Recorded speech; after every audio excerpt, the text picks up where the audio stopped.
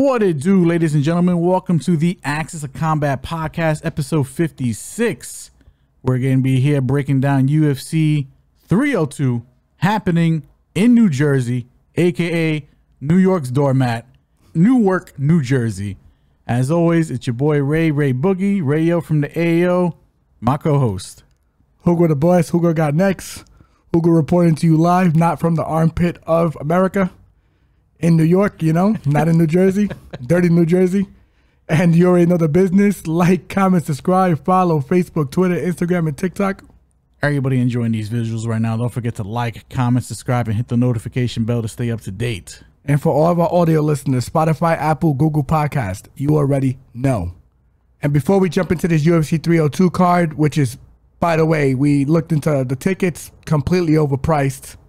For a card that's not that great, to be frank. Islam's not that much of an attraction. I'm sorry. He's not Khabib. We need to stop with this nonsense. Well, I mean, I think he's an attraction, but I just think this card it feels more like a glorified fight night. It's crazy. Yeah, it's not. They're charging MSG prices for some of those seats. Yeah, I feel like this is like UFC Atlantic City Part 2. Yeah. You know. Yeah, it's not that good. Like it's a good card, but pay-per-view, debatable. But yeah, just to recap some of the bets that we had from last weekend. Long story short, we both got rinsed in UFC. My brother got rinsed a little bit more. We both got rinsed in box. Well, actually, I got rinsed in boxing. My brother broke even, and then we destroyed Bellator. That's the summary. There's way too many bets to like recap, so you guys can go online. Twitter has, it's a great thing, great tool to document such activity. You can look there at all of our bets and picks and see what we got right and wrong. He finished about a half unit up. I finished about a unit down. Not terrible. We got to do better though. But regardless, we're here. UFC 302. Here we go. To kick off the prelims for UFC 302 in New Jersey, we got André Lima going one-on-one with Mitch Raposo. Lima, mascote, 8-0, perfect. Fighting out of Brazil, hailing from Brazil, 25 years old. Raposo, no nickname, 9-1. Fighting out of Fall River, Massachusetts, 25 years old. This is not Lima's original opponent. This is his third opponent, Mitch Raposo, stepping in last minute. His original opponent was supposed to be Hyung Sung Park. He pulled out. I can't even pronounce this guy's name. I'm gonna try though. Tu Mendembarel. I want to say something foul. Tu Mendembarel. Hey yo. He ended up pulling out. So now we got Mitch Raposo here stepping in an extremely short last minute. Raposo, this is his third attempt to get into the UFC. He was on the Ultimate Fighter with Volk and Ortega. Yes, Ortega, where he lost his first fight and ended up just training the rest of that Ultimate Fighter series. He also attempted to get into the UFC. It doesn't count as his official loss, by the way. It was an exhibition fight. His official loss was in the Contender Series, where he fought White Kong and ended up losing by submission in the second round there. Now he steps in. He's got his foot in the door. Congratulations. I don't think he's going to win this fight. I mean, there's a path there. There's a path because he is a credentialed wrestler. Douglas Lima, you hear me? André Lima. Good kickboxer. He's known for being bit in his debut fight against Igor Severino. Severino was kind of like working him. You could probably argue he won that first round. It was close. It did show that you can take Lima down, though. Yeah, he gets a little too comfortable playing off his back. Lima, I think he's a little more well-rounded than we've seen because you've seen him going immediately for different types of submissions off his back. That being said, I think when it comes to the stand-up, that's his best attribute. Yes, because he's got the kickboxing and Muay Thai background. And Raposo, unlike Igor, I don't think he's going to push him as hard. Correct. And if he gives him that kind of space to operate, I think it's Lima all day. Yeah. So I'm going to lean Lima here. Maybe decision. That's kind of my early feelings about this fight. What about you? Yeah, I'm with you. I think if Mitch had a hard time with White Kong, who has Jake Hadley, who has kind of been exposed at this level, to be frank, And it's a guy who you should probably wrestle down and hold down and or outstrike in Jay Cali. He's going to have a lot more issues with André Lima at this level. I think Lima's way better than Haley on the feet. Light years better. And may not have the same threats off his back, but he is suited off his back. Like, he's not incompetent. He's not a fish out of water. Can't trust Mitch to essentially go to the wrestling. You know, I'm not sure that's written in stone, and I'm not sure he's going to be able to control André even if he does. So André is definitely the lean. I'm going to look at the price tag right now, if I can find it, because I have been looking for it and I cannot find it. Well, yeah, this fight just got put together. So, I mean, the only line that they got on him is the offshore line, where they got Lima as a -190 and Mitch as a +155. That doesn't sound terribly off. No, I think it should be a little closer, because I do think Raposo, if he does get to his wrestling, it gets interesting because he's got the wrestling background, but I think Lima's just a little too skilled, and particularly on the feet. Correct. And I think we're learning as we go with how we should cap some of these fights. To be frank, especially with the UFC narrative and trying to put these the guys they want to push in good positions, and this is one of the guys that they want to put in a good position because he's all action. He's really, and he's young. So I'm on André Lima here. Next fight on the prelims at women's bantamweight, we have a grudge match. We have La Pantera, Joselyne Edwards, going one-on-one with Fiona Ailin Perez. Edwards, 13-5, fighting out of Panama, hailing from Panama, 28 years old. Perez, 9-2, fighting out of Florida, but hailing from Argentina, 29 years old. When I first seen this fight initially on paper, I was like, Ailin Perez, probably. But then you got to dig a little deeper. And so I dug. This is technically the second fight between these two women, unofficially. Officially, it's the first fight, but unofficially, it's the second fight. Because these girls got into a bit of a scrap. I think on the Perez card where she fought, what's that girl's name? I think it was Pudilova. Yes. Where she walked in with a black eye, and it wasn't from training. It wasn't from Pudilova. And it wasn't from Pudilova.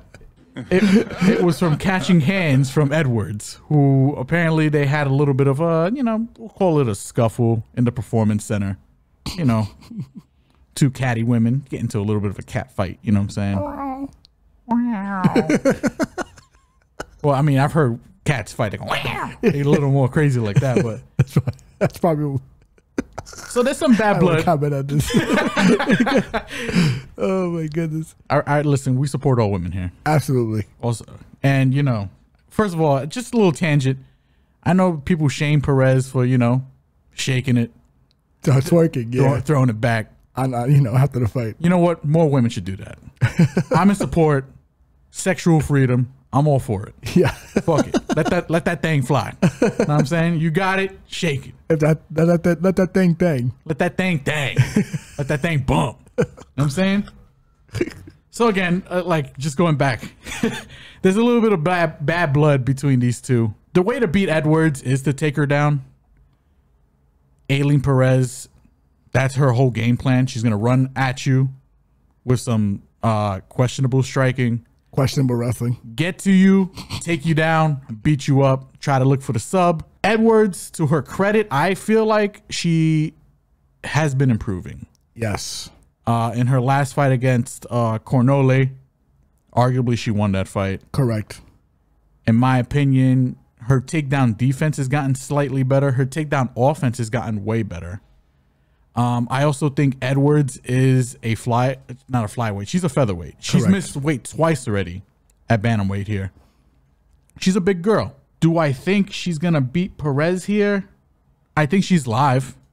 I'm looking at Edwards here as a live dog, in my opinion. So I'm gonna pick Perez to win this fight. But in terms of a bet, I am looking at Edwards because I do think Edwards has got the way better striking. She's got the kickboxing background. And I think she hits harder. And if she can keep this fight on the feet, I think she probably runs away with it, in my opinion. But Perez is the pick. Edwards might be the bet. Yeah, I'm with you on this. I think that Joselyne's definitely a live dog in this fight. For the reasons you mentioned, she's a featherweight, better striking. There's definitely avenues for victory for her here. Will she give her the Ryan Garcia treatment and miss weight, and then have a couple of pounds extra just to whoop her ass? And from what the stories were told from the unofficial fight, Perez's coach choked her out, which I think if it was a dude, I think it was a dude, some punk shit. But I'm just gonna put that out there. Yeah. But oh, you choked out a girl, and then they were like I heard they were kind of taunting her after. Like, dude, you're a dude. Like, like, what are you doing? And it ain't the best look. Ain't the best look, right? So apparently, like, if she got choked up by the coach, that means Ailin couldn't do it herself. She was probably getting worked a little bit. She might have been getting worked, and she had a whole black eye. So we don't know who attacked who first, but we know. Not to be stereotypical, but Argentinians in general can be a little bit short fused. A little bit hot headed. Oh, so you mean like they're prideful? They're prideful people. That's what I mean. Us typical Hispanics. Well, but in particular Argentinians. So I'm just gonna throw it out there. They're a little, They're Puerto Rican, bro. You can't say that like in particular. In particular. Come on, man. But no, I think Joselyne's totally live in this fight. And yes, I think Ailin has a lot of success with girls that she can bully, or girls that don't have decent wrestling defense, or girls that she can easily just get in on their legs. Yeah. Joselyne's tall. And if you've ever wrestled someone that's tall, it's a little more difficult. On top of that, she's big. She's got big legs, big hips, live as hell. I'll lean Ailin just because I feel like she can probably cage control her and maybe win some positions. But don't be surprised if Joselyne Edwards pulls this out and takes her down too. Especially if the fight keeps going. I think all she's got to do is weather that early storm where I think Ailin will probably get her down. Correct. Just because Edwards' takedown defense is kind of mediocre. I don't want to say dog shit, but it's mediocre. Correct. You know what I'm saying? No, I'm with you, but I'm with you there. I think this is dog or pass in my opinion. You should not be parlaying Ailin Perez in my opinion. No, I would not. So Ailin's the lead. Joselyne's probably the bet. Possibly the bet. Actually, not probably. Possibly. Next fight on the prelims at welterweight, we have the returning. I thought he got cut. Mickey Gall going one-on-one with the Habibi, Bassil Hafez. Oh my goodness. Hey, that's his nickname. That's crazy. Yeah, like listen, hey, rep it, man. I don't know what he is, but his last name is Hafez. He's the Habibi. His nickname does not represent anything that AOK represents on this podcast or, anything of that nature. Is it really derogatory though? I think it is, isn't it? I don't think so. It depends on who's saying it and how they're saying it. My point, yeah. But he's repping it, and I'm saying he's owning it. Yeah. Once again, AOK is just reading out a nickname where it is not representative of the views of this podcast or the host. All right, well, listen, hey, we got Mickey Gall here, 7-5. He's a Jersey boy. Fighting out of Greenbrook, Jersey. That's why he's on this card, man. 32 years old. Yeah, it makes sense. And then we got Hafez here, who is 8-4-1, fighting out of Pennsylvania. So we got an East Coast throwdown here. 32 years old. I feel bad for Mickey Gall because I think his second ever professional fight was in the UFC. Like this guy was raised in the UFC essentially. He came in super early. I think his first opponent was CM Punk. It definitely was. And then his second opponent was... his first opponent was Mike Jackson. Second opponent was CM Punk. And then third opponent was Sage Northcutt. Yeah. And listen, him beating CM Punk was that big of a surprise? Maybe, maybe not. Him beating Sage Northcutt was probably more of a surprise, considering he was at the time considered, raw, the golden boy, right? He was the guy that they were really trying to push at the time. Northcutt, two guys I think they brought in way too early, to be honest. Correct. Those guys definitely needed more regional, fights before they got to the UFC. That being said, I think Mickey Gall, the things that he's good at, in my opinion, I think his jiu-jitsu is legit. All his wins are literally by rear naked choke, which means he has to get to your back. Yeah. Mm-hmm. But unfortunately, he's fighting a guy in Bassil the Habibi, Hafez, who I think might just edge him out probably everywhere. I think he's got the better resume. I know he fought Jeremiah Wells to a draw. He had a very excellent short notice showing in a loss to Jack Della. When I first seen the fight, I kind of did. It was like, I mean, maybe because it was just fucking so crazy that the fight was going down the way it was going down. It was a crazy fight. I initially scored it for Hafez, but then when I rewatched it, Jack won that fight, but it was close. We had Jack by knockout in that fight. Yeah, we did, and we lost that bet. So, but I think Mickey Gall. I like his. He has been improving in terms of his stand up. I think his striking is probably a little cleaner here. Yeah, he's been working with Joe Schilling for years. So, his last fight, which was again 2 years ago, by the way, against Malat, he was able to tag Malat until Malat, slept him. Malat's ass, bro. That's I'm sorry. It's not the greatest. I mean, I don't think it's the worst loss, but I don't think it's the greatest loss either. You know Correct. what I'm saying?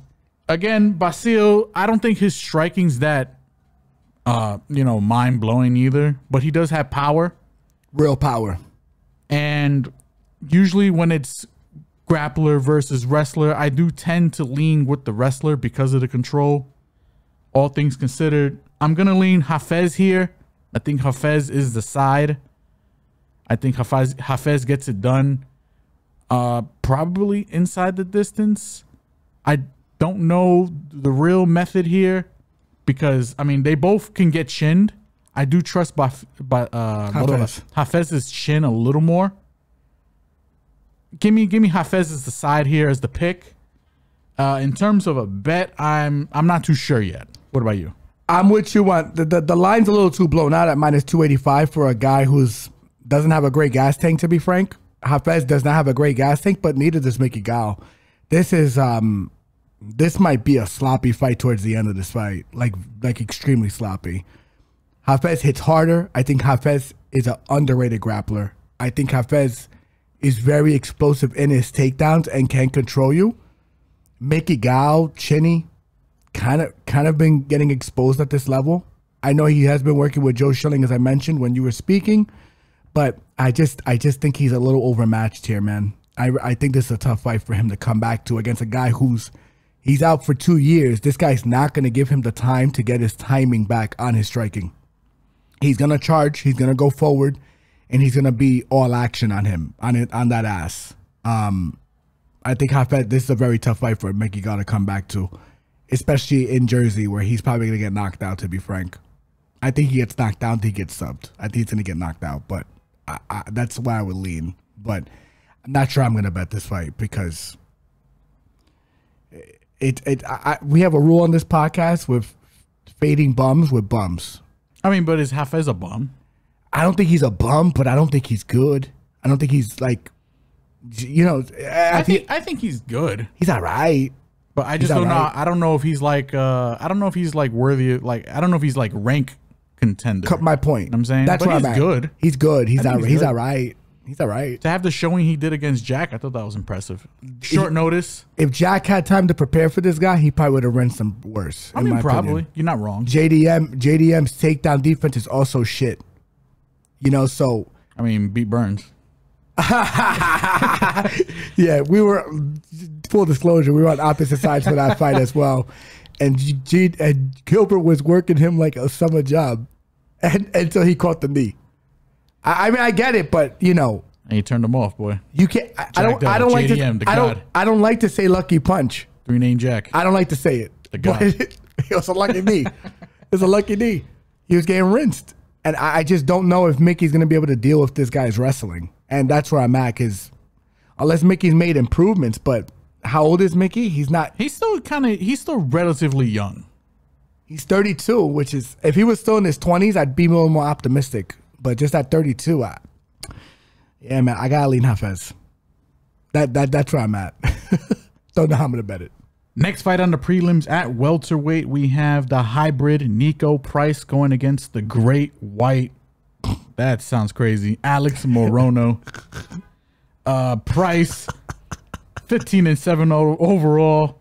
Fighting out of Cape Coral, Florida, but I think he is a Jersey guy too, to be honest. I think you're right. And I think he's from Long Island, actually. He's from the East Coast for sure. Correct. And he is fighting Alex Morono, who is 24-9, fighting out of Houston, Texas, 33 years old. Listen, Morono is the side. Morono is the pick for me. Now, I don't want to say that I'm extremely confident in this pick for a couple reasons. The reason why I'm picking Morono is because I think Niko Price I think he's just washed. Not washed, but his chin is just not there anymore. His knees too, man. They picked everything. Yeah, didn't he get surgery in his knees? Yeah. I mean, there's a reason why they selected Niko Price as the guy to fight Robbie Lawler in his last fight, in my opinion. I think his chin is gone. I think he's a little... I think the speed advantage. Listen, he's still a dangerous fighter. I'm gonna give him that. He'll walk forward. He'll throw hard, and he'll make it a fight. He'll make it a dog fight. Win or lose, he's in there for the scrap. But I think Morono is just better technically everywhere.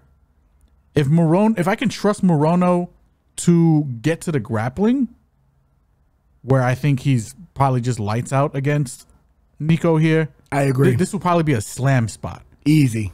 But the problem is I don't think he's gonna get there.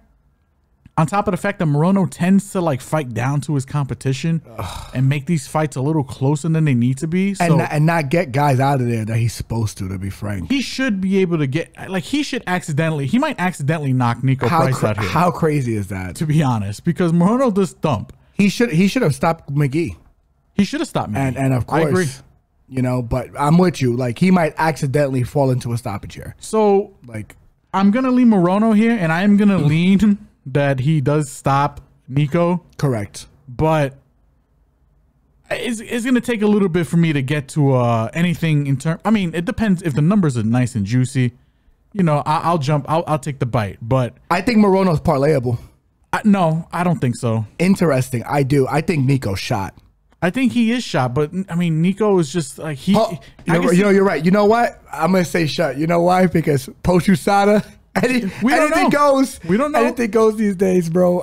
We've seen too much of this shit at this point. And I can see Niko getting a mean bonk, low key, like just the overhand that just catches Morono early, because Morono is one of those guys. He kind of like he'll give away that first round, and you know, Price is the type of guy that he's gonna come at you full throttle. That's his best chance to win anyway.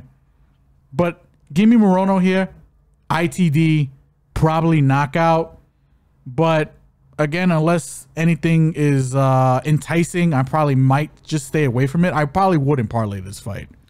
Yeah, I take back the parlay thing because I'm not sure about USADA anymore. I think, no, I'm serious. Like, we've seen some shit the last couple of weeks. We have. I'm just telling you what I see. Like, there's guys that shouldn't have gas tanks at age 39 or certain muscles coming out of certain places. Hey, yo. Pause. I'm just saying. We've seen some shit. So I'm with you on not parlay, because Morono's not trustworthy enough to be a parlay piece. We don't know what he's gonna do. If I could definitively say he was gonna finish this guy, he might fight this guy to a split decision. It's possible. That is not out of the realm of possibility. No. And then with the judging nowadays, Niko in his hometown maybe? Yeah. Or Niko with relative East Coast bias. It's kind of the same reason why I'm not fully committed. I mean, on the previous fight with Bassil and Mickey, to be honest, because I could see that fight getting weird too because they're in Jersey. So yeah, I don't know how to bet it, but I feel more confident in that because I know Hafez will go in there and try to kill this dude. Yeah, he will. I know that for sure. Like I'm willing to bet on him getting the finish in that fight. Like this guy Morono, you don't know if he's gonna get the finish. He might accidentally. I think he does get the finish. But it might be by accident. He might accidentally walk into a Niko Price right hand too. He like could. that 100%. But I do think I think he's just better overall everywhere, especially in this part in time of their career. I think Morono, like, damn, I just wish he. If I knew he was going to go to the grappling, this would be a slam spot. I just slam it. Yeah, Niko doesn't necessarily wrestle, so the guillotine's not going to be there. Like And Sub is probably alive too, to be honest. So. Yeah. Do you play value in this spot? I think so. I agree. I'll take back the parlay spot once again, but I agree with you. Morono is definitely the lean for all the reasons you listed, and you just can't trust him. You can't trust what direction he's going to go with this. You can't. And then Niko, I think, is shot, but post USADA, who knows? That's where I'm at. But Morono. Next fight on the prelims, again, at men's welterweight. We got 3 welterweight fights in a row. We have Phil Rowe, the Fresh Prince, going one-on-one with the Celtic Kid, or the Celtic Kid. I'm not sure how they pronounce that. Jake Matthews. Rowe, 10-4, fighting out of Florida, but I know he was born in Brooklyn and raised in Philly, hence the French Prince nickname. Going one-on-one with Jake Matthews, who is 19-7 overall, fighting out of Australia, hailing from Australia, 29 years old. I think Rowe is very good. Super talented physically. Yeah, he's super talented. I think when it comes, I'll give him the edge athletically as well. I think he's got good hands.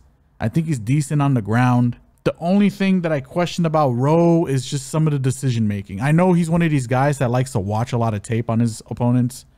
Probably watches too much tape. I probably got something in common with him. But he watches so much tape. I feel like he tries to I think he overthinks in the octagon when he's in there. Again, I think he's got the talent to beat a lot of guys. I mean, I bet on him to beat Magny. But then where he was winning those exchanges on the feet like I thought he was, he also decided to engage with him in the push grappling, and that drove me a little fucking crazy. I'm not gonna lie to you. Like, especially when you have the advantage in the striking. I know like Magny's not the easiest guy to beat, and he always makes these fights dirty. But damn it, man. And then we got Jake Matthews here, who I think is also another talented guy. I think his strike, I think he throws in combos in a way where I'm impressed with the way he kind of strikes. And another good overall fighter. I think he's got probably the wrestling edge here. And he might have the power edge, but I'm not. That one, I'm kind of still kind of, I might have to watch a little more tape to really get a good feel on that. I'm going to lean Matthews here.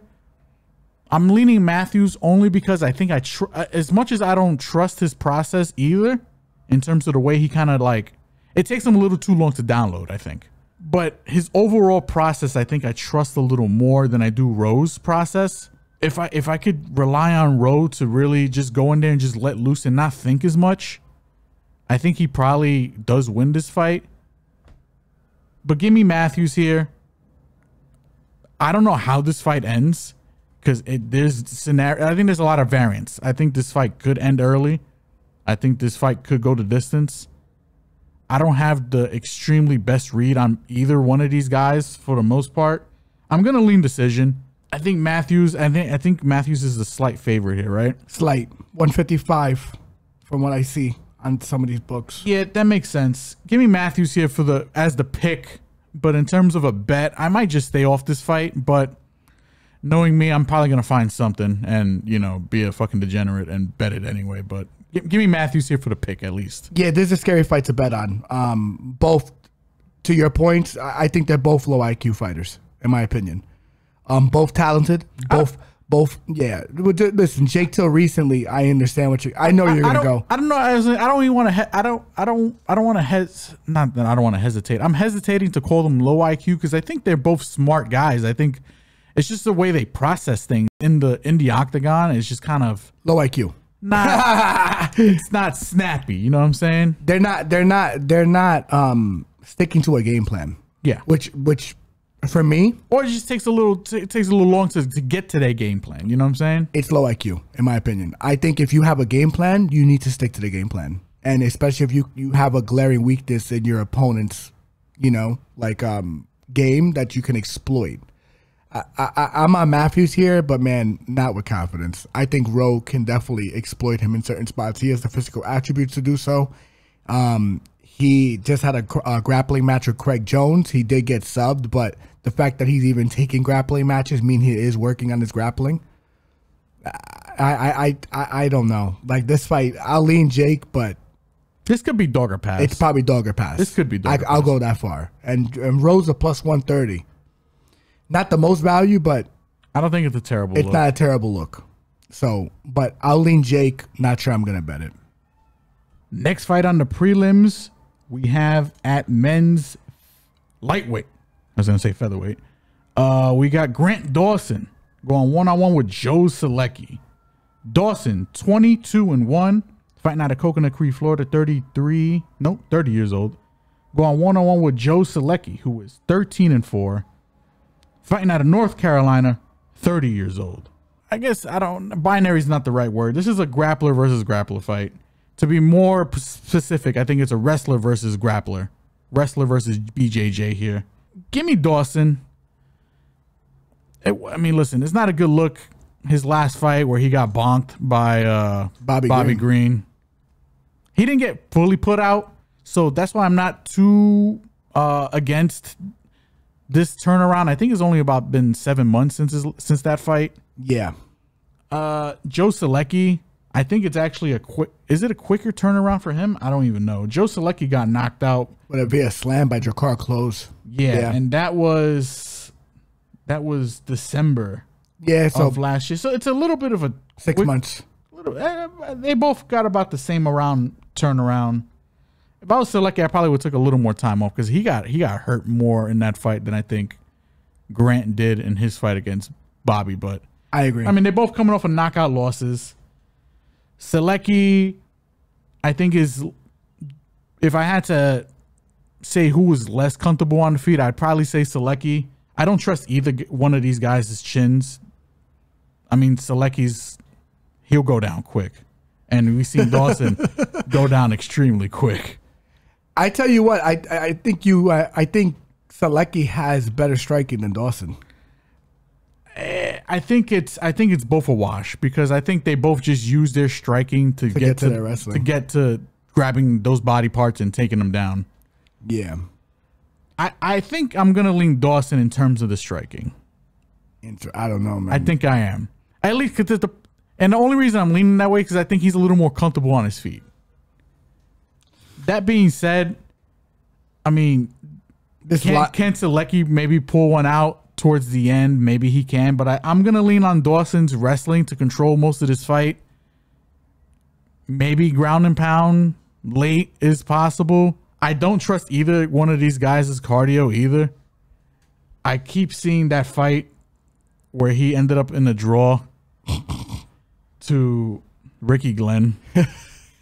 It's the only reason why. It's a bad look, though. It's not the greatest look. He arguably got put out at the end of that fight. Give me Dawson here. I'm gonna lean decision. I wouldn't rule out the ground and pound, but in terms of a bet, I'm not too sure which way I want to put my money on. Where I want to put my money in this fight. What about you? I tell you what, this fight is very odd for a lot of reasons. I'm gonna lean Grant Dawson just because of the size. Their measurables about the same. They got him listed at 5'10" and 5'9", and I think Dawson has a 2-inch reach advantage. But they're relatively close in height and in length, but Grant is going to be the bigger guy. At least from what I recall. He cuts a lot of weight. He cuts a lot of weight. You can argue he's a welterweight. Yeah. Cutting down the lightweight. I think he's going to be able to get Joe's back. And if he can hold Joe's back, he's going to win rounds. But I am with you. I think Solecki late is not a bad play. The thing is, both of their gas tanks are kind of shit. So this fight is one of the harder fights in the card to call. Let's start there. It is. Let's also start with the fact that Joe, I think, might hit a little harder than Grant, in my opinion. Both of these guys have suspect chins. This fight probably doesn't go the distance, but I can see a scenario where it does. So I'm going to lean Grant, but this line is a little crazy. I think this should be lined a little more closely. Grant's a minus 345 on some books, and Joe is almost a plus 300 on some books. I might look at Joe's money line and his ITD and see what the value is there and just sprinkle a little bit on it. And then we'll figure it out from there. But this could possibly be a dog or pass play. Just because Grant is unplayable and I wouldn't parlay him. But I do trust Grant to make the bigger improvements in between camps because he just turned 30, and I think he learned a lot from that Bobby Green loss. Yeah. I think he's like, oh shit, maybe I should do something differently. Maybe I have to work on my striking a little bit more. I think he is that much of an intellectual fighter. And I don't think he's dumb. And I do. He was calling out Makhachev before that fight. He was. Plus, Bobby was a last-minute replacement. Got to keep that in mind, too. So... Yeah, and I think stylistically, he doesn't have to worry about getting chinned in this fight, in my opinion. I mean, it feels like a bit of a... get better fight. Yeah, a get right rebound. Nice little soft rebound fight for Grant. So... And let me not stand corrected. Was the original fight supposed to be with Bobby Green? I don't recall. I think Bobby stepped in last minute. I just know it's not a good look because it was his first, like it was Grant's first main event, and he got chinned in 30 seconds, and like literally just got put out. Yeah, in 30 seconds. It was bad. Yeah, I think it was because he fought. No, maybe that was just a fight. Let me not. It may not have been a last minute fight. So, regardless, it is not a good look to get chinned by Bobby Green, sharp puncher, not a knockout puncher. Let's just put that out there. So, Grant Dawson's the lean. Not sure I'm going to bet it. Next fight on the prelims, and it's currently constituted the prelim main event. We have Roman Kopylov fighting César Almeida, and this is at middleweight. Kopylov, 12-3, fighting out of Russia, 33 years old. Almeida, fighting out of Brazil, perfect, 5-0, 36 years old. Another one, like, so where we just finished breaking down the Grant fight, where that's a grappler versus grappler. This is a striker versus striker. This is going to be pretty much a kickboxing match from jump. We got two kickboxers here. Am I ready to jump on the César Almeida train? I'm not too sure.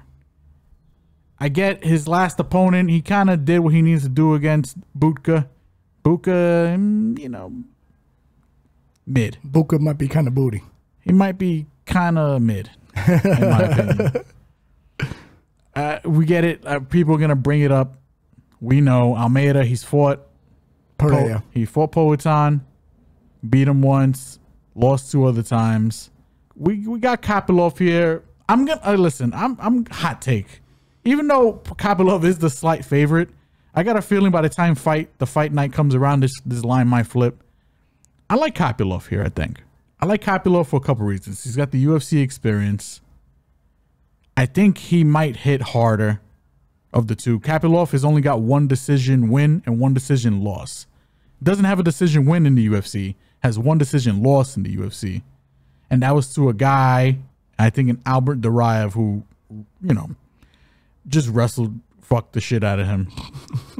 I don't think he's got to worry about that here against Almeida. Almeida is not going to get to the grappling. Kopylov hits hard. Kopylov has been improving as a fighter. I think Kopylov is probably the one to more likely mix in the grappling. Does he go to it often? Not really. But when he does go to it, which is, you know, few and far between, he's had more success than non-success when in terms of the grappling.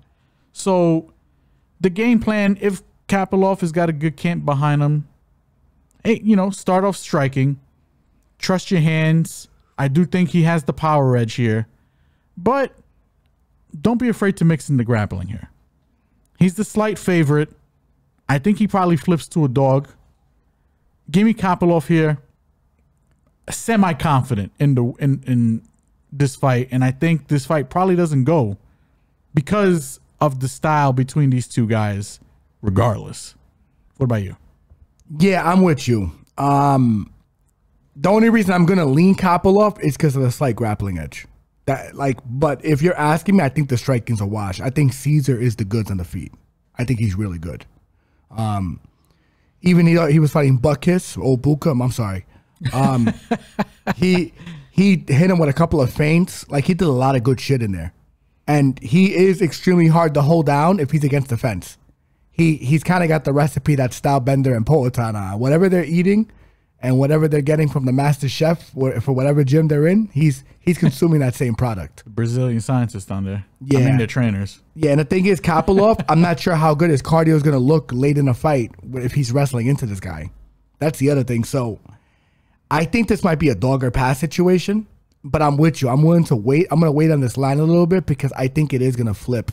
And if they're going to give me dog money on the guy who I think has the wrestling upside, I'm going to take it. So I'm going to lean Kopylov, but we're going to wait to see how this line shakes out to bet it. To kick off the main card, UFC 302 popping off in New Jersey at welterweight. We have Randy Rude Boy Brown going against Capoeira Ezekiel. Oh my God, I'm bugged. I fucked his name up. Elizeu Zaleski dos Santos. Let me put respect on this man's name. Oleksiejczuk dos Santos. Yeah, Elizeu Zaleski dos Santos. Yeah, he's a savage. Rude Boy, 18-5, fighting out of Queens, New York, repping Jamaica, 33 years old. Dos Santos, 24-7-1, fighting out of Brazil, hailing from Brazil, 37 years old. A banger of a fight to kick off the main card, in my opinion. This is another fight where Randy is the favorite. Randy probably should be the favorite. I think Randy is going to have the quicker hands. I think Randy manages the distance well. He's got the better footwork. And he should beat Elizeu here. He should. Now, that being said, Dos Santos is a bad motherfucker. Yes. And even though he's 37 years old, post-USADA. This is the post-USADA era here. And he's only been knocked out once. And that was by the Leech. He only has 3 losses in the UFC. This guy's hard to kill. Like Steven Seagal. You could even argue that his last fight, he probably should have won. Yes. He wins by splits. He loses by splits. This guy's legit. Power. I'm not too mad if you want to take the dog shot here on Dos Santos. I'm tempted. I think I might. I'm very tempted. I think I might because Brown, even though I think he's very skilled, talented, definitely the more athletic of the two guys, he's definitely going to have the quicker hands in there. He tends to not turn his brain off, but he gets a little too cocky, gets a little too full of himself. He starts taking pictures and shit. His defense ain't the best. No, he thinks he's Floyd out there. He thinks he's Floyd. He fights like a Jamaican version of Anderson Silva. You know, he'll throw his chin out there. Lazy defense. Zaleski's not that kind of guy you want to fuck around with, though. You know what I'm saying? I agree. He might put him out. Like it could look a little similar to his Chaos Williams fight, where Chaos was able to clip him several times in that fight. You can argue maybe Chaos even won that fight. Correct. On the rewatch, I did give it to Brown, but man, that's the kind of, if you're gonna fight like that against Zaleski, that you don't want to do that. I'm sorry.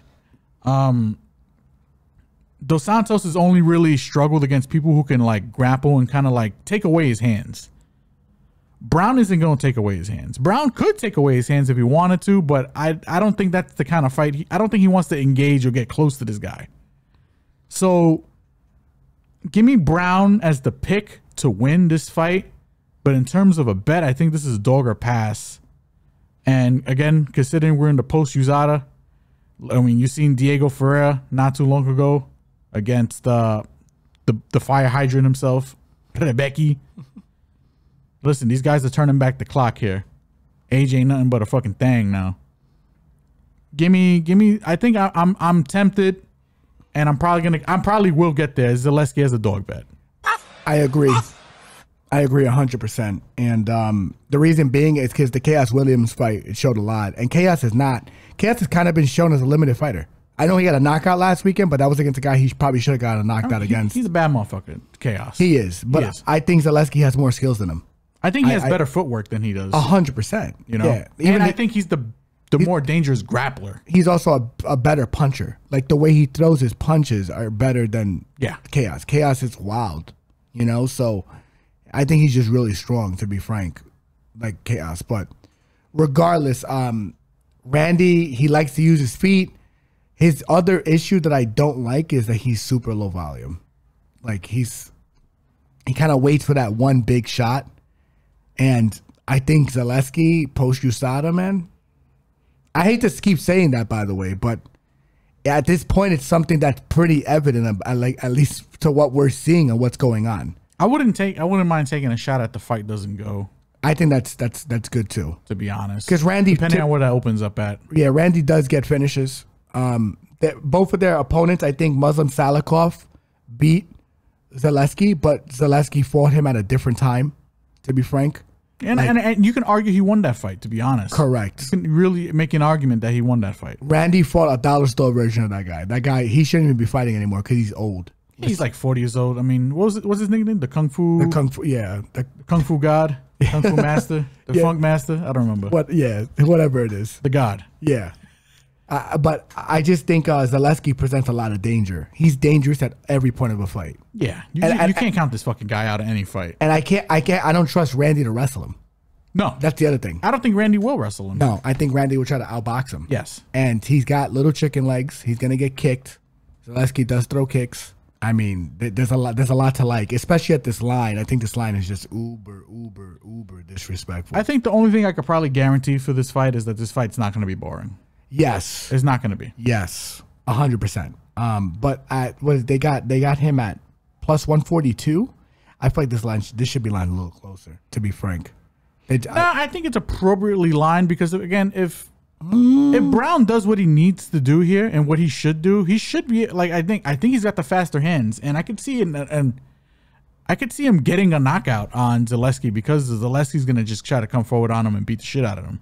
Yeah, but it kind of plays into Brown's game plan and just like circling and like counter striking. You see what I'm saying? So it's like, I don't know. I just don't know about the knockout because he couldn't knock out Wellington Turman. He couldn't knock out Francisco Trinaldo. What's funny is that you could probably argue Turman won that fight too. That's what I'm saying. Like he couldn't knock out Chaos Williams. Who kind of walks into punches too. Let's just be frank. Yeah. Couldn't knock out Jared Gooden, who has his hands down here when he fights. That's true. Couldn't. Gotta respect the power coming back. You know. He tapped out Alex Oliveira, not Charles Oliveira. Cowboy. Subbed Cowboy. Yep. Subbed Warrior Alvarez. Barberena he knocked out. He couldn't knock out Mickey Gall. I mean, I get it. I'm just a little, he's knocking out old men. Like old and washed, and now because Mickey Gall ain't old, but he's not. His chin is washed. Yeah, his chin is washed. And I think Zaleski's older, but he's not washed. Like I gotta see it. I gotta see it because I'm willing to take the dog shot on Zaleski because I gotta see it first. Yeah, he has not looked washed. Yeah, and put it this way, Zaleski was able to put damage on Benoit Saint Denis, and I think Benoit he put more than damage on him. Yeah, I took that man's life in there, bro. He lost years of his life in that fight, and I'll be honest with you, I don't know if Randy could do that to BSD. That's all I'm saying. I think BSD might beat Randy. Like that's how good I think BSD is. I don't think he's a fraud at all. So I'm leaning Zaleski as the dog shot here. And he's probably going to get a bet from me. I just hope this line goes a little more up for us, a little more value for the Access to Combat crew. And all of its listeners, of course. Next fight on the main card at heavyweight. We couldn't have a New Jersey card without some big old sloppy heavyweights bumping meat. I mean, but one guy might come in sloppy. The other guy is not going to come in sloppy. We got Jailton Almeida. Malhadinho going one-on-one with King Kong, Alexandr Romanov. Almeida, 20-3 overall, hailing from Brazil, fighting out of Brazil, 32 years old. Romanov, 17-2, fighting out of Maryland, hailing from Moldova, 33 years old. This feels like a get right spot for Almeida.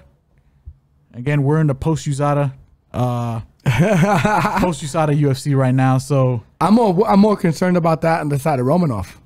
Romanov, listen, Romanov has been through some shit because Romanov was at one time a ranked guy. How much money did we make on him again with betting, fading him against Volkov? Volkov, too much. I can't believe that line. That was a give me line. Especially in the holy shit. The thing is that like Romanov, I want to hear the scrums. I want to hear where he's at camp. You want to see him on the scale, too. I want to see him on the scales. Now, the reason why I say all that is because, like, Romanov, he's coming fat.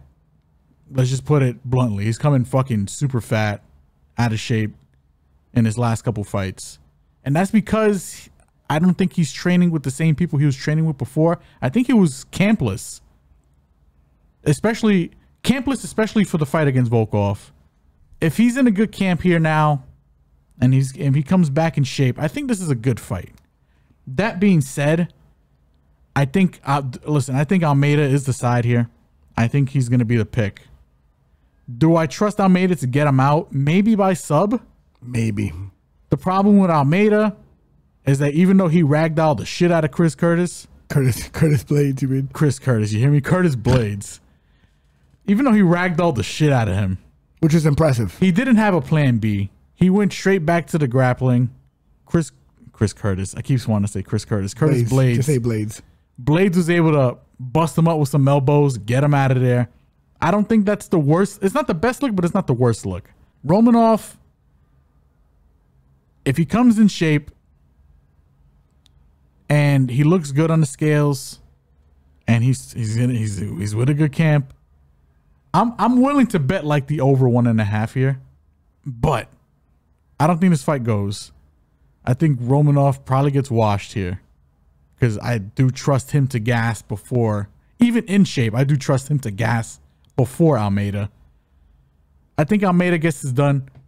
And I think Almeida probably heard the criticism from his last couple fights. Derek Lewis and now Blades. I was going to say Chris Curtis again. I don't know why I keep saying Chris Curtis.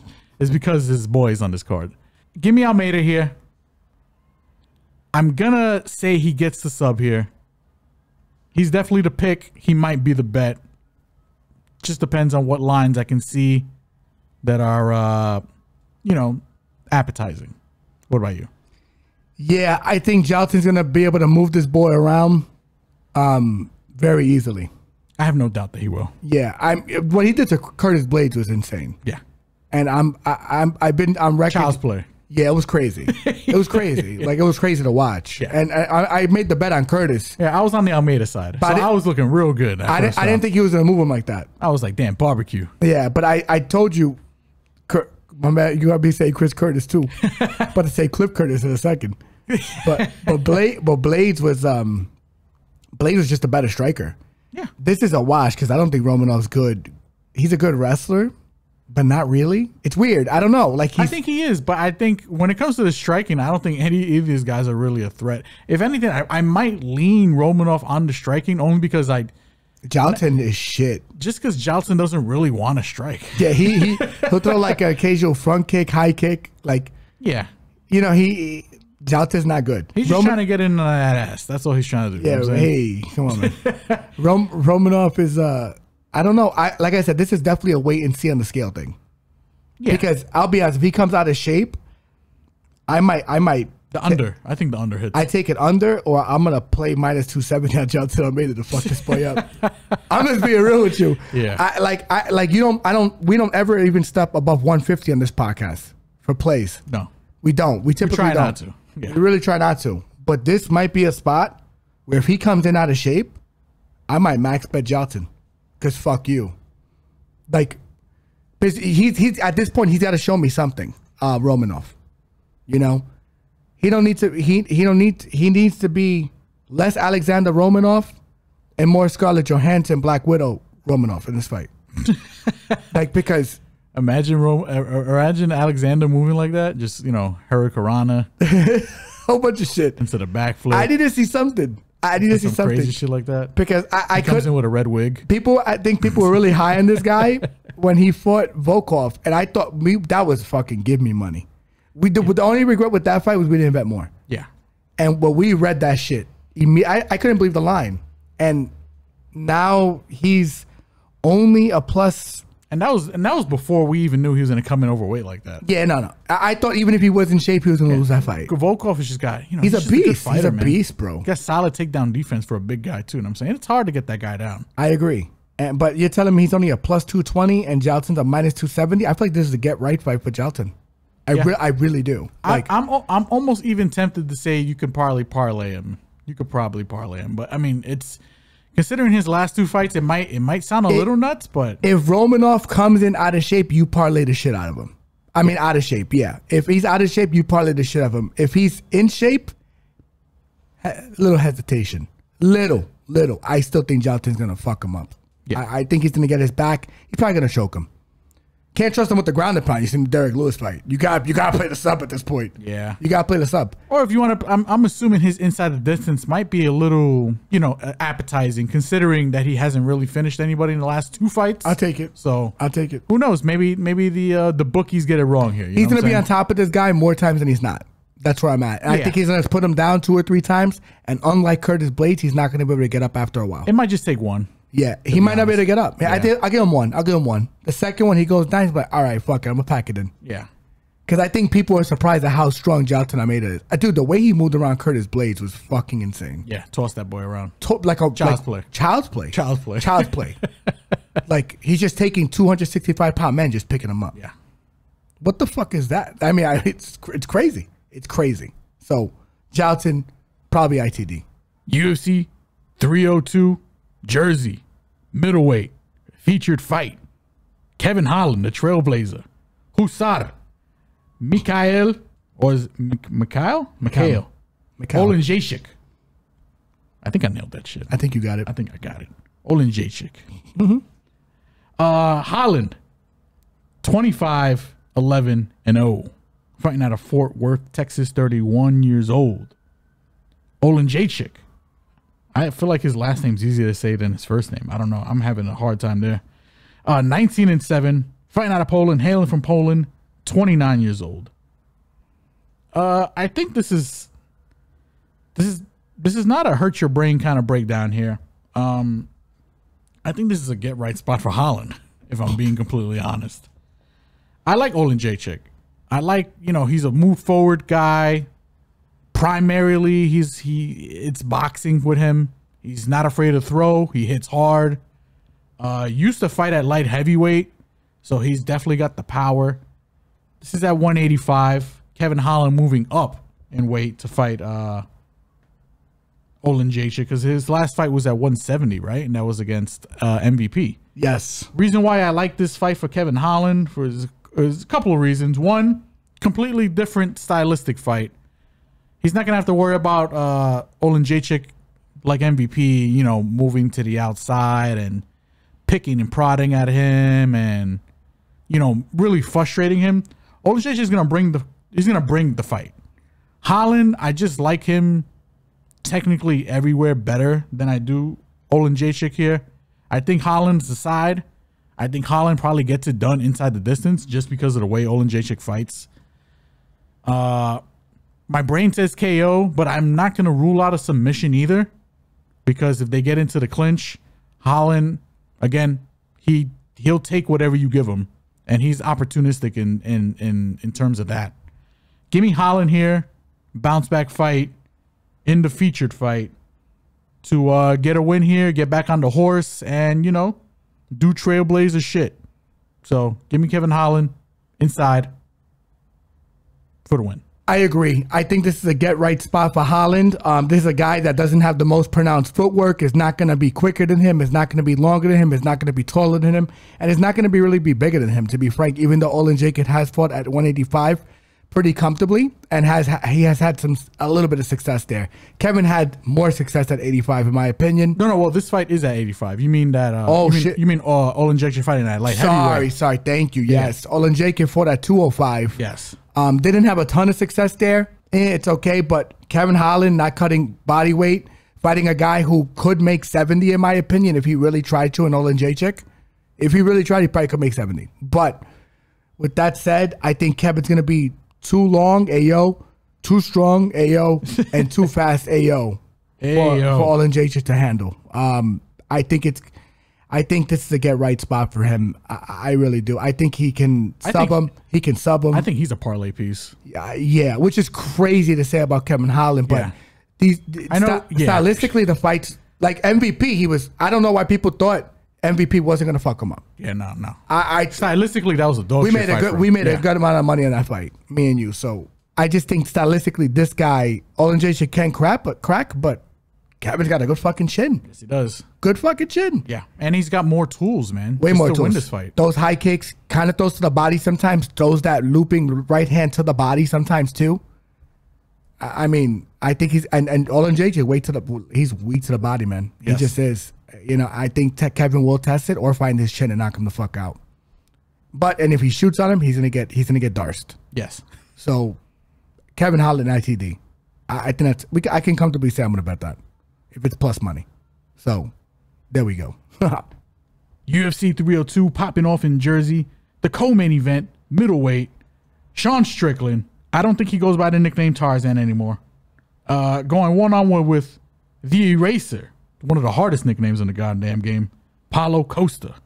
Strickland, 28-6, fighting out of Vegas, 33 years old. Costa, fighting out of Brazil, 14-3 overall, 33 years old. This is a 5-rounder, according to Tapology, free plug. 5-round co-main event. And because it's a 5-round co-main event, I am going to lean Sean Strickland here to win.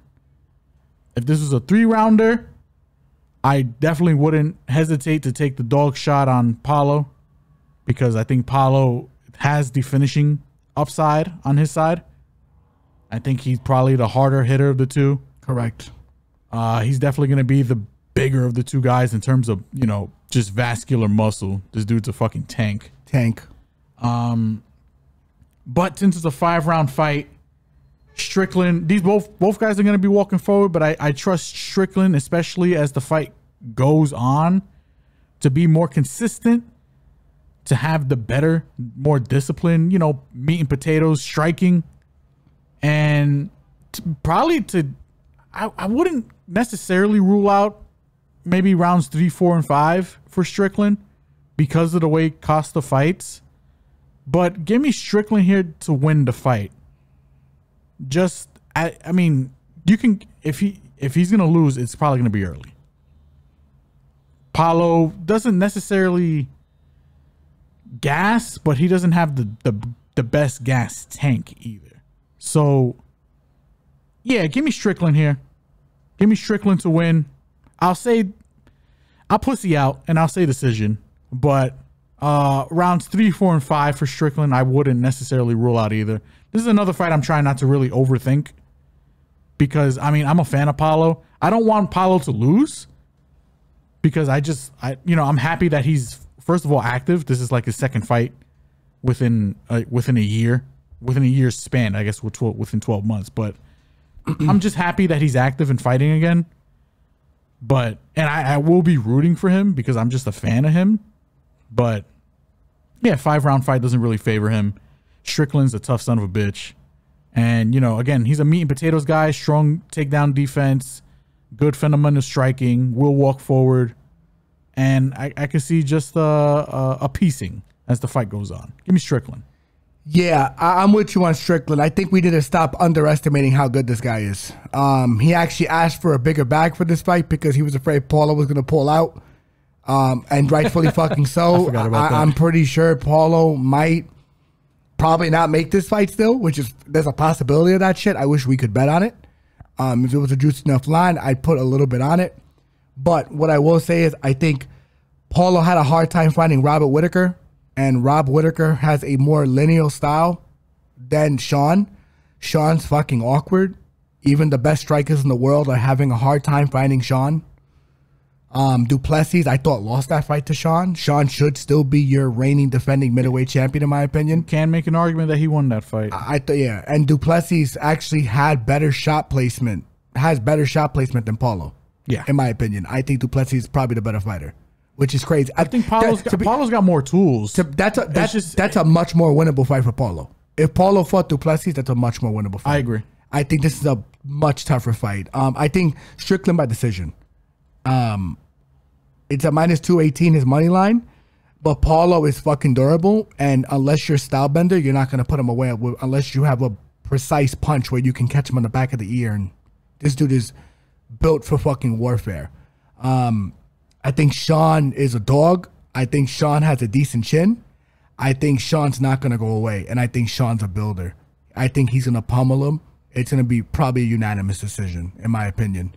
Paulo doesn't have in my opinion, the ring generalship or like the patience of like a Jared Cannonier to edge one over Sean. You know, I don't see it. I don't see it, and I think this is probably the toughest fight for him stylistically. It might be a fucking war, low key, but it could be. I think this fight's gonna be kind of exciting. Yeah, to be honest, I just think Paulo's gonna have a hard time finding him. I really do. His striking's rudimentary, and he had a hard time finding Whitaker, and Whitaker is a blitzer. You just have to time the blitz and or counter the blitz and or pressure the blitzer. Like, you know what's ironic about that fight, though? Yeah. I feel like, I don't think Costa had the worst showing against Whitaker either. We played him. And we played him because the line was disrespectful. Honestly, too, I think in that particular fight, I think if that fight was a 5-rounder, I think he would have fucked him up. I think Paulo could have eventually got to Rob. Yes. Because not that nothing wrong with Rob. I think he's a very good fighter. He's just a little chinny, man. Just a bit chinny and older. A lot of wars. Man, yeah, I think he's young, but it's a lot of wars. In that particular fight, I think if it was longer, Paulo probably could have got to him. In this particular fight, I don't like that it's a 5-round fight because Strickland is that guy's just a fucking motor. He's a builder. He's a motor. And he's a builder. Yeah. And I'm kind of with you. The more you talked me off of it too, because I initially thought that this would favor Paulo a little bit more, but not really. Not really. Paulo, again, he has the finishing upside. He can clip. I'm not going to rule out him knocking out Strickland. But you play Strickland. This is a good place for Strickland, especially at this line, because you play his decision like a money line. Because I don't see him stopping Paulo. I think it's possible. I disagree. I think Paulo has only been finished once by a bigger guy, to be frank, because I think, not bigger, taller guy that hit him on the back of the ear. Like, yeah. And Sean can at times be low volume. Like, Stylebender was going after him. Like, even though Sean beat Stylebender, he's not the precision puncher that Stylebender is. He's just not. He does not place his shots the way Stylebender does. Defensively, he's better than everybody, Sean, considering the amount of volume that gets thrown at him. So, he's just a good defense. Yeah, he's very good. His striking defense is solid. Correct. And, because of the Philly shell thing that he does, or the weird shit. And then his takedown defense is very good, so. Correct. I'm leaning Sean via decision. Probably, it could be unanimous. It really could. So, I'll lean just the decision, though. I think there's going to be value there. It's probably going to be the bet, too, ladies and gentlemen. Main event. UFC 302, popping off in Jersey at lightweight for the championship. Islam finally defending. One-on-one with the Diamond, Dustin Poirier. Paid in full. Paid in full. Makhachev, 25-1. Fighting out of Russia, hailing from Russia, 32 years old. Poirier, the challenger. Fighting out of Coconut Creek, Florida. Repping Louisiana, 35 years old. Happy for Dustin. I think this is his third shot or third crack at the belt. Whether he deserves this shot, you could make the argument. Maybe he does, maybe he doesn't. I don't know. I'm happy to see the guy get the shot. Personally, I think Makhachev probably wins this fight, but I'm at the current odds. I agree. Dustin. Win or lose, I don't think this fight really affects Dustin's legacy or his his shit. Whatever. I think it does. If he loses this fight, you think? Oh no, if he wins this fight, Oh, if it wins, yeah. But if he loses, I don't think it really affects Dustin. No. Dustin is just he has nothing to lose in this fight. Yeah. I think Dustin's a little live in this fight. And for me, maybe it sounds a little crazy, but Islam, he's not Khabib. He's not. He's not. Will he win? Maybe. Will he win by sub? Maybe. I got a weird feeling that this fight goes the distance. I think that's crazy. I know it's a 5-rounder, and Dustin got them hands. And I mean, if you're gonna pick Dustin, I don't hate the KO look. Islam's chinny, bro.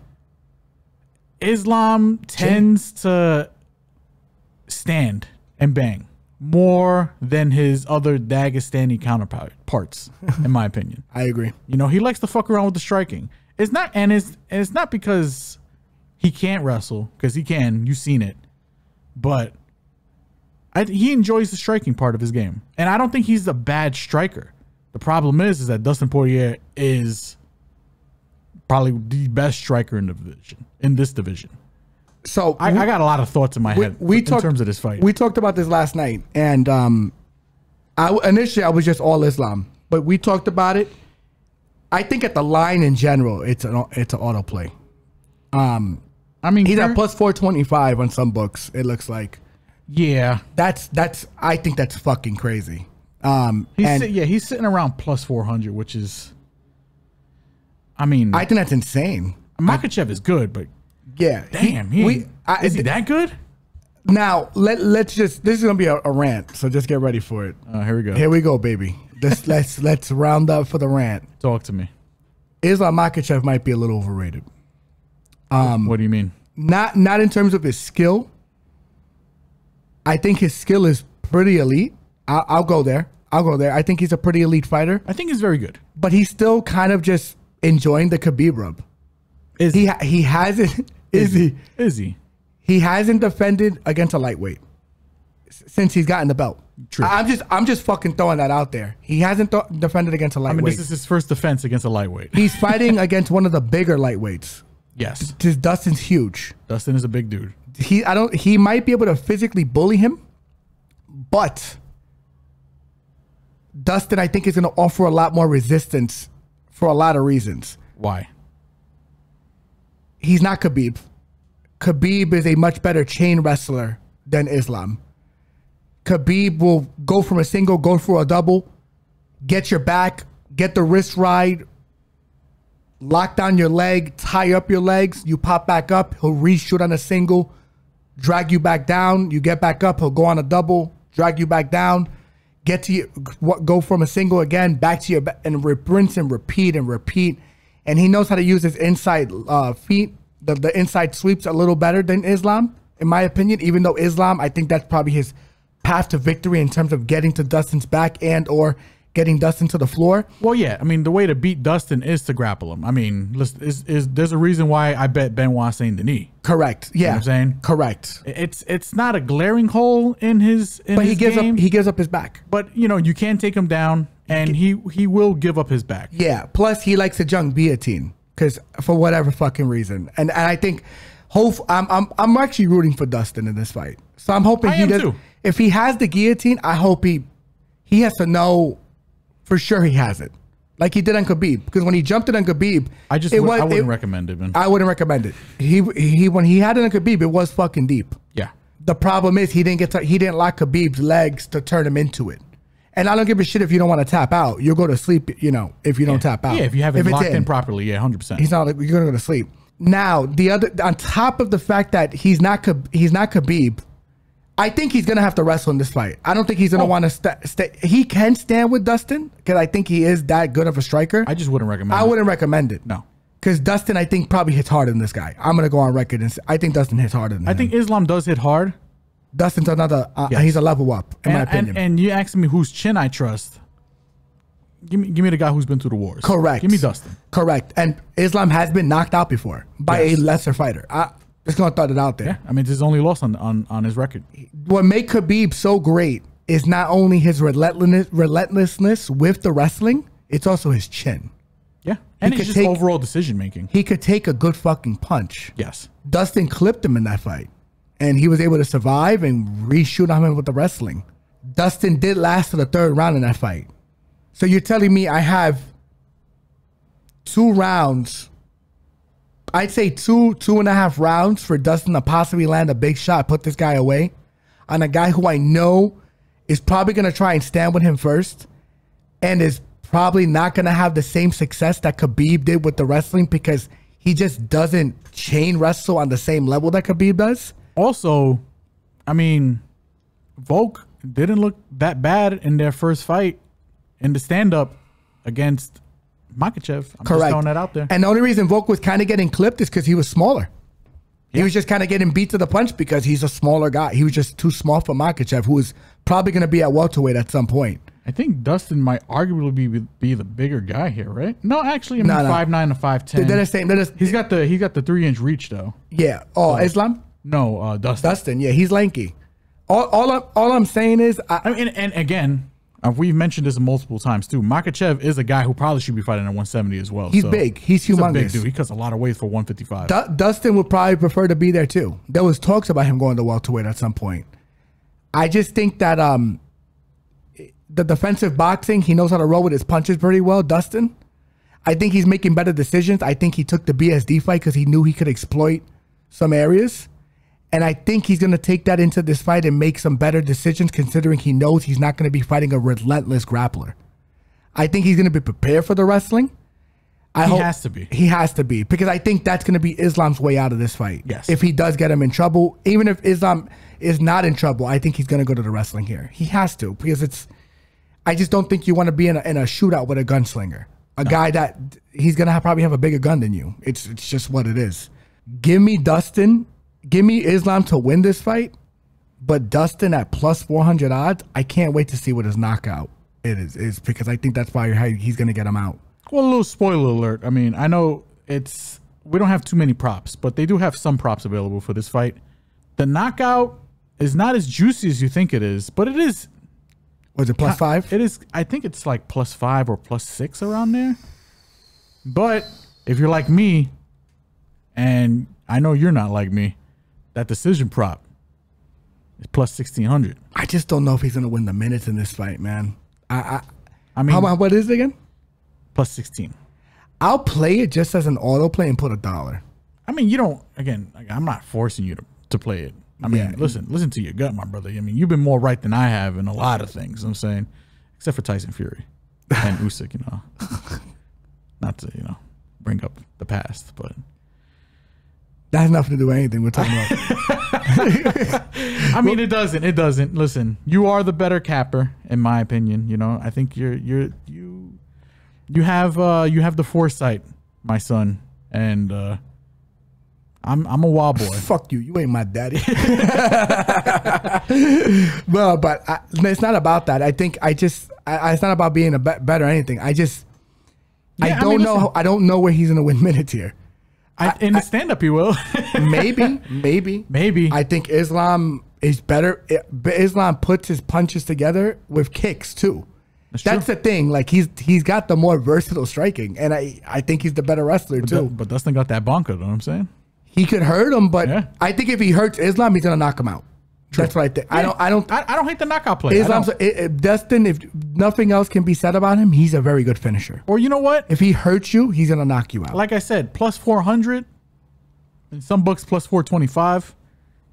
And just play it straight, man. You know, little quarter unit to win a unit. If you're not that confident, if you're a little more confident, maybe half a unit, maybe a full unit. If you got the, the third brass. eye. You got the third eye. They got the hornets. You know what I'm saying? Got the hornets. The cojones. You know what I'm saying? If you got them, I don't know. Maybe not. I mean, listen. Again, I think we agree. I think Islam probably is going to win this fight, but I just think this is more of an odds play than anything because who did he beat to get to the championship? You know, and that's where I'm at with it too. Yeah, he's fought Volk twice. He's small. I'm sorry. Yeah. And he did have success in that last fight, but you can argue Islam won 4 of those 5 rounds. Yes. You could make that argument. Yes. So they said I thought the fight was close, but when you watch it, you rewatch it. Yeah, when you rewatch it, when you was watching it live, I think you were just more surprised that Volk was actually He turned Volk into Colin Kaepernick like 3 times in that fight. Yeah, he took a knee like 3 times. Come on, bro. Like I'm just being real. Yeah. You know, so I understand, and that was in Australia. So I don't give a shit. Like, like I do think that Islam is just riding a little too much of that Khabib wave still, man. And that's where I'm at. He hasn't shown it to me yet. I do think he's an elite fighter. I'm not trying to say he's not an elite fighter. Do I think there's errors in his game? Yes. Do I think there's room for him to lose? Yes. Arman Tsarukyan was out wrestling him on like a week's notice. Yeah. And I'm not saying Dustin's Arman Tsarukyan with the wrestling, but I do think Dustin has experience, and I think Dustin has fought his better counterpart in Khabib, and he had his moments in that fight. He had the guillotine. He hit him with the left hand over the top. Dustin wasn't as easy to wrestle and hold down. And we're talking about a guy who does not inhibitedly go to the wrestling immediately. He's going to stand with him. And his chain wrestling is not better than Khabib's. Yeah. It's just fucking not. Now, so, listen, I don't disagree. Is Dustin the guy to get it done? Maybe not. But again, at these odds, yeah, it's insane. This is a high level fight, and it's like, hey, you can't. I'm not gonna. At these odds, I can't discount the fact that Dustin is probably live. Live as hell at these odds. I agree, and he's more active too. Yeah, let's just keep it 100. He's more active. I mean, if you could find value on Makhachev, go for it, man. Go for it, man. I'm playing the knockout here for Dustin because I think Islam. He's not a fraud. I don't want anyone to say. I don't think anyone should dare say that. But I do think he's riding. I still think he's riding too much of the Khabib sauce, and I think Khabib is a tougher fight for Dustin than Makhachev is. And he lasted to the third round in that fight before he subbed him. Before he subbed him. That's why I just think the styles make the fights, and that's why I'm a little distant with you in terms of the decision. Yeah. Because Islam is either going to kill him or Dustin's going to knock him out. I don't see it going any other way. I mean, maybe Islam, and if it's a decision, it's Islam hugging him for 3 rounds of the 5. That's where I'm at. I don't see Dustin winning minutes here. I think Dustin's got to kill him. And can he do it? Absolutely. I think Dustin is. Don't be surprised either. Dustin hurts him and then he jumps guillotine on him and subs him. That's not happening. You don't think so? If he rocks him and he shoots on him, and he jumps guillotine on him. First of all, if he shoots on Islam, that's probably no. If he club and subs him, Dustin hurts him. I think he just goes for the knockout. Islam panic shoots and then he jumps guillotine. I think he should not jump the guillotine. No, I'm with you by the way, but what I don't give a shit what we think. I give a shit about what the fighter does. All I'm saying is if he jumps guillotine, that's what he does. Like he has a shirt that he's selling right now. Don't be silly, jump the gilly. Yeah. It's the worst fucking fighting advice you could give to anyone that wants to win at the UFC level. Who knows? Against a high level wrestler. That could be some Art of War shit, though. What I'm saying. It might be.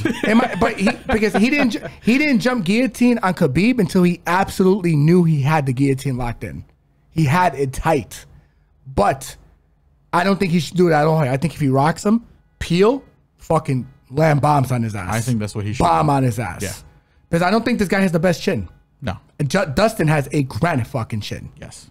So, and no disrespect to Volkanovski. Volkanovski doesn't have a better chin than Dustin Poirier either. Yeah, and again, he's just undersized, man. He's just undersized. But even Volkanovski's a 145 or fighting a 170 guy. But essentially, that's what that fight was. But even Max Holloway dropped him too. Yeah. So and Max is not a big puncher. No. I'm just being not at 45. At 55, we've seen with Justin Gaethje might be a different story. But at 45, Max is not a big puncher. I'm sorry. He got floored. Mendes floored Volkanovski. Poirier put him in another dimension. He put him in Poirier is just a bad motherfucker. He's a bad motherfucker. Yeah. So I just think that Islam hasn't fought the biggest, baddest punchers / sizable opponents in this weight class. He hasn't defended his belt against anybody. Yeah. He beat Charles Oliveira. Okay, how would that fight look now? I think Charles probably has a better shot now with the experience. He fought Bobby Green before getting the title shot. Yeah. I mean, and don't get me wrong, it's not his fault because I think a lot of people were just ducking this fucking guy. They didn't want to fight him. On top of the fact that, listen, he's Khabib's protege. They're going to push him to the top anyway. I mean, he's got a solid record outside that one knockout loss he got early in his career. I think it was like his second fight, but you know. In the UFC, yeah. I get it. But still, I think he's not Khabib. And I people have to really understand that. Yeah. Like, he's not Khabib with the wrestling prowess. No. It's not there. I think his wrestling's very good, but yeah, the only thing I would say they're identical is probably like the inside trips. The inside-outside trips off the body lock. Yeah. But like in terms of shooting, he's okay relative to Khabib and him both have terrible entries. They're good off the body lock, but Khabib is better at moving your body to where he wants it so he can get you down. Islam, not so much. He can get to your back. I just don't think as effectively as Khabib. The inside trips is where it's at, but Khabib is better with the single and double legs. That's where this fight's interesting because I think Dustin might know that Islam is not better than Khabib in those positions. Yeah, he's already fought a better version of him technically, right? In the wrestling. Islam's the more complete fighter, but Khabib is the better wrestler by far. And that's the only place I think you can exploit Dustin. Dustin Poirier, knockout, dog shot. I'm doing it. I'm in. You talked me onto it, so let's talk about it. And that's it for UFC 302. Again, happening in the Prudential Center in Newark, New Jersey, aka the doormat of New York City. So we take our garbage, ladies and gentlemen. Yeah, we take our garbage to New Jersey. No offense, New Jersey, but it's true. It's damn true. You're a shit pile. But let's wrap it up. We got some boxing. We'll touch on the 5v5 that's going to go down. Matchroom versus Queensbury. That's right. Headlined by Deontay Wilder and Zhilei Zhang. Let's break that down, brother. We got 5v5 on this card, but we're only going to talk about 3 fights. 2 of them in the tournament, the 5v5 tournament, and then one of them is outside of that tournament because it's Dmitry Bivol.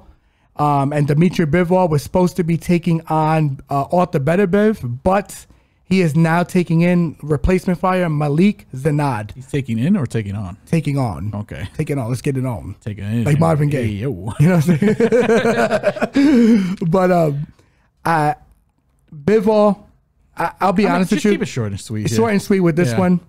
Malik's undefeated. But I think anyone in this weight class is just going to have a hard time, especially on short notice, against, in my opinion, a master at this shit. When they write boxing in the dictionary, it should have a picture of like Terrence Crawford and Dmitry Bivol next to it. Anyone has a shot at light heavyweight, especially at 75 with a puncher's chance. I just think that Bivol's fought the who's who. I think he's getting a big bag for this fight. I think he's going to be extra motivated because he had a good camp, probably getting ready for Beterbiev for this fight. I think he's going to win via decision because he just does not have the biggest punching power.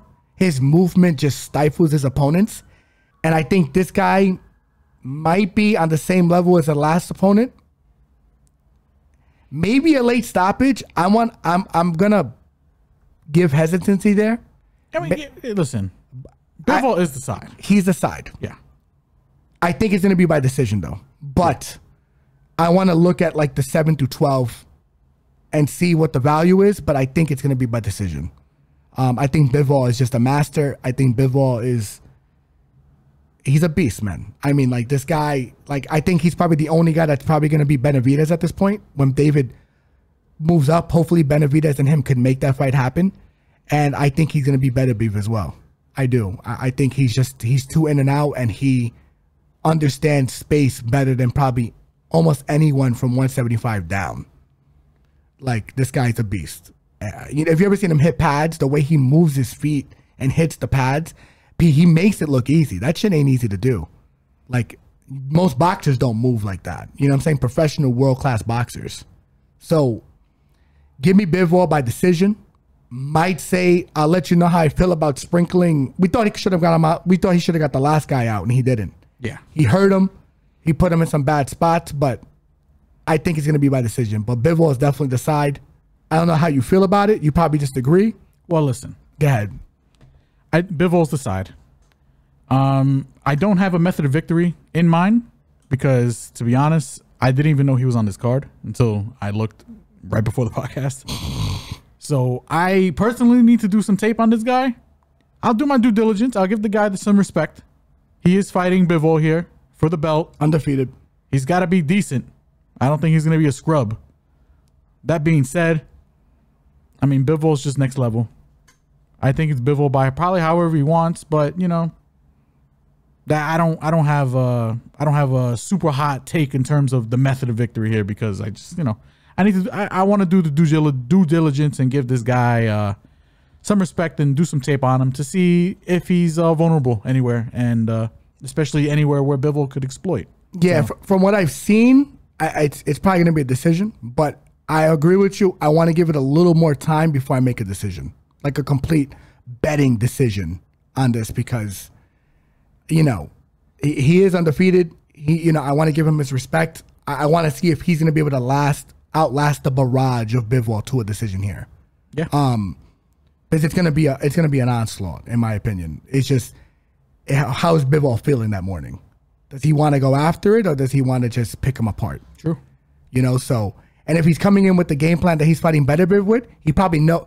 That's why I'm leaning the decision more, because if it's Better Biv, he's probably gonna play on the outside, because I think he's gonna know he can't stop Better Biv. That dude has a fucking granite chin and real power. You gotta fight him carefully. I could see him implementing the same game plan here, just because that's what the camp has been geared towards. So they're going to be like, let's use this as a platform to kind of showcase those skills that you have ready for him, and then just resharpen them with, like, take this as a practice session, terrible to say, and resharpen them for the bigger fight that you're going to encounter. And that's where I'm at. But I'm with you. I'm going to give a little more tape, give him some more respect. But we can move on to the next fight, which is Filip Hrgović versus Daniel Dubois. Yeah, I mean, it's not the next fight, but it's the co-main. It's the co-main to the 5v5 card.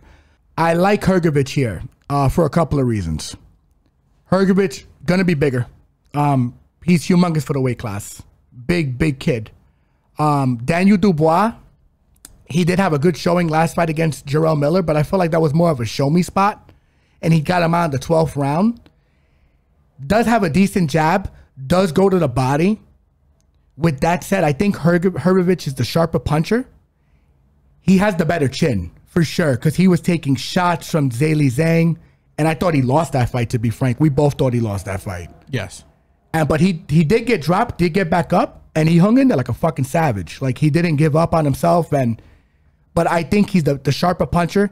I don't even want to talk about his last fight, because I feel like that was just a fucking, like, it was a tomato can smashing. Yeah, it was. Like, it was a, hey, man, don't forget about me kind of fight. You know what I'm yeah, I'm here. That guy didn't belong in there. There's a tune-up.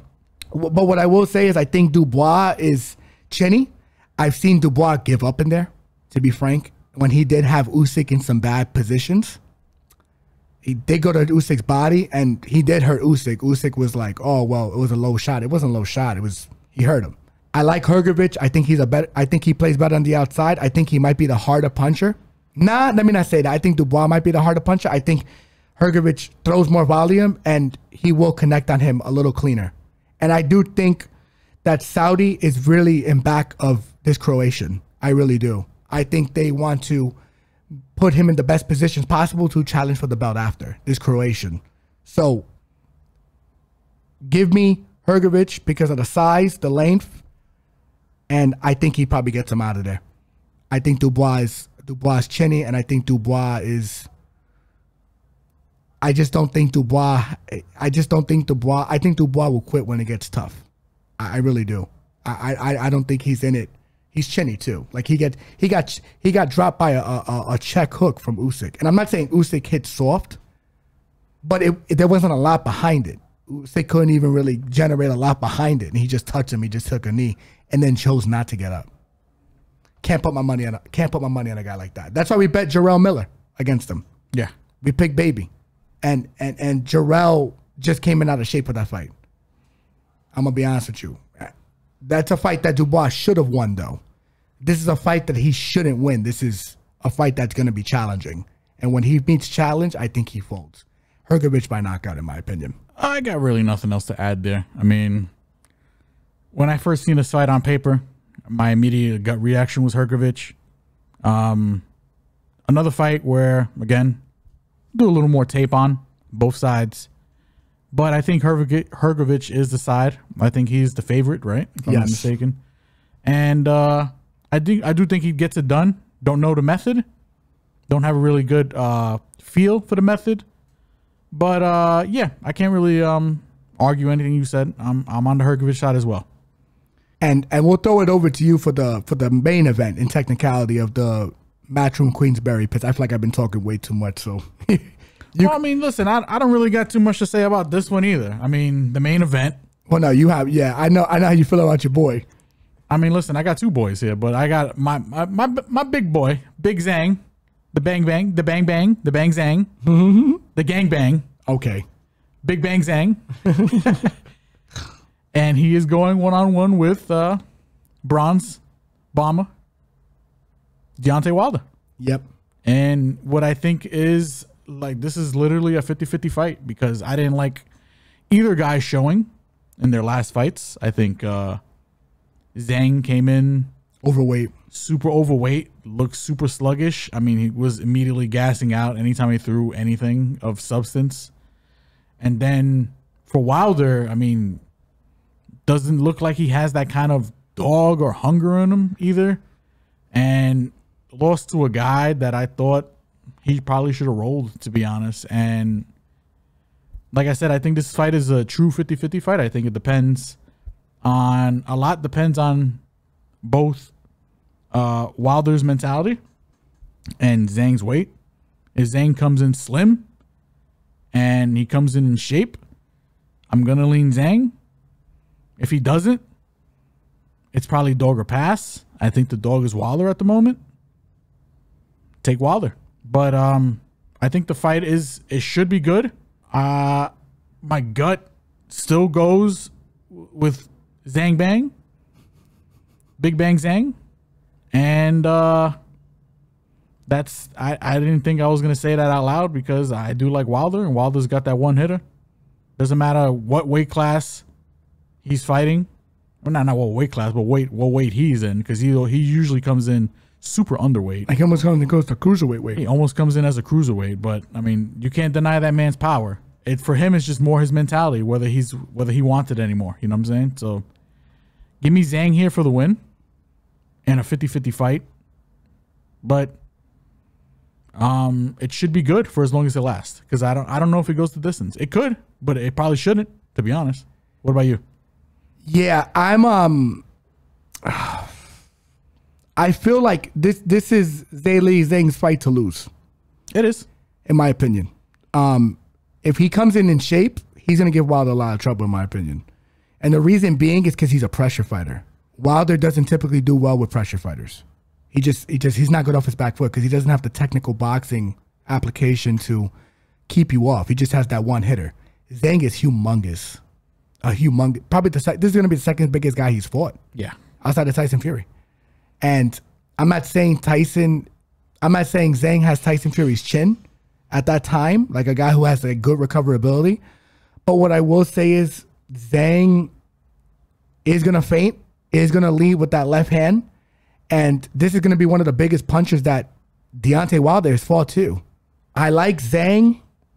This fight could go to decision though, just because he's probably going to slow down late and just lean on him, or he's going to land some good shots and win the first couple of rounds, then take a couple of rounds off. But it really just depends on Deontay Wilder, man. If Deontay Wilder wants to turn it on, then it's not Zhang's fight to lose, it's Deontay's fight to lose. Yeah. But from what we've seen from the sample size so far, I don't think Deontay's in this anymore. I think Saudi's throwing a whole bunch of money, and he's just taking it.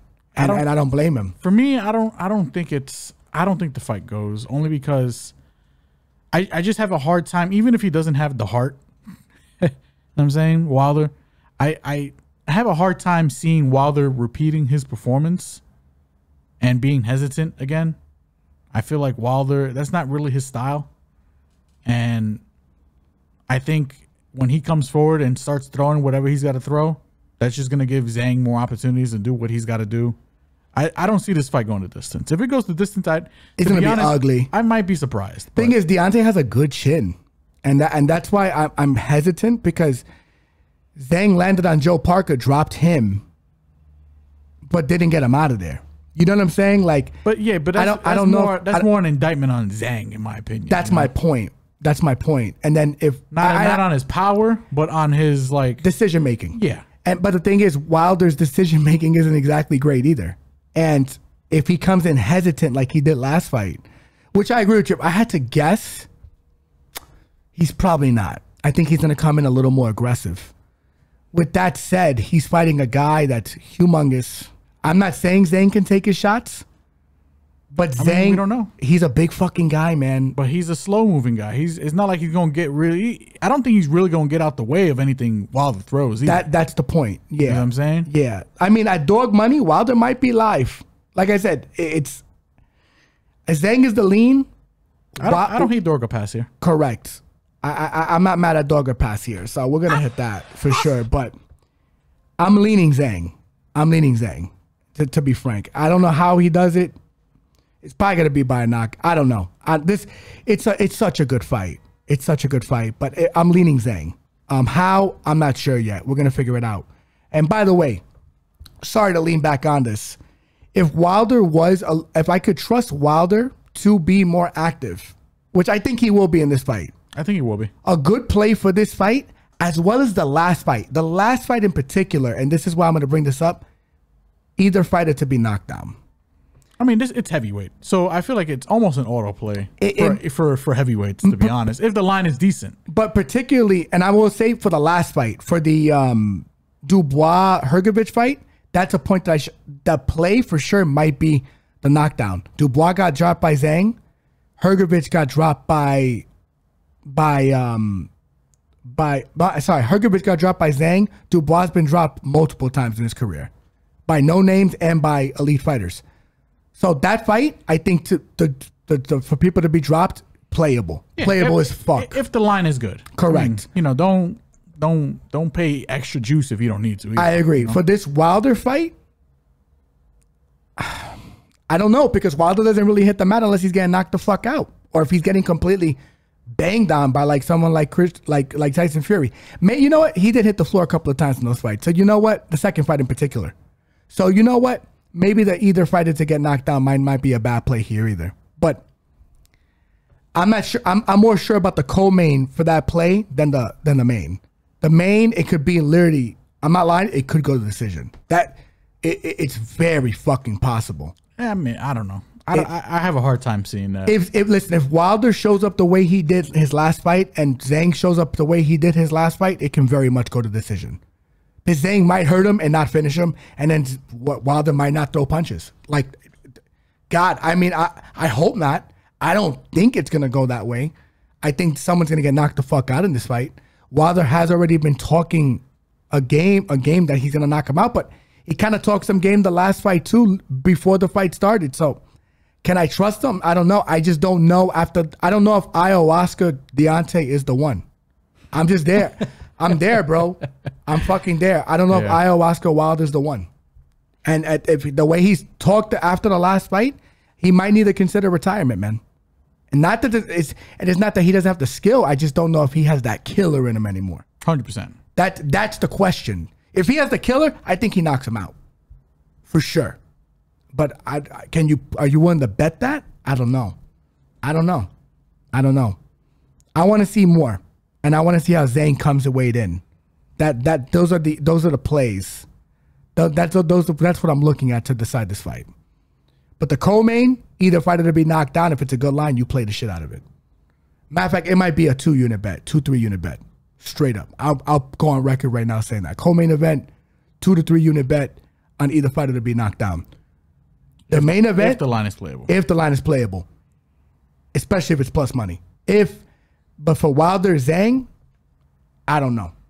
I'm gonna lean Zhang, but Wilder definitely a live dog. And that's all we got, folks. That's all the fights we got here. We got 302. We got some 5v5 and the boxing. You know, I hope you guys enjoyed. You know, took some tips. And, you know, practice some safe betting. You guys already know the business. Like, comment, subscribe, follow Facebook, Twitter, Instagram, and TikTok. everybody enjoying these visuals right now. Don't forget to like, comment, subscribe, hit the notification bell. Just stay up to date. And for all of our audio listeners, Spotify, Apple, Google Podcast, you already know. Love you guys. Enjoy the fights this weekend. Big boxing, big MMA. And the good thing is, I don't think they're going to interfere too much with each other because the boxing card is in Saudi Arabia, so it's going to start early in the day. Keep that very much in mind. MMA towards the evening in Jersey on our time will not be going most likely because those ticket prices are outrageous. They're equivalent, if not more expensive than the Powhatan fight that we went to in MSG. And that card was fucking amazing. See you. We'll be watching at home like most of the viewers. Love you guys. Let's collect some money this weekend. Holla at ya later.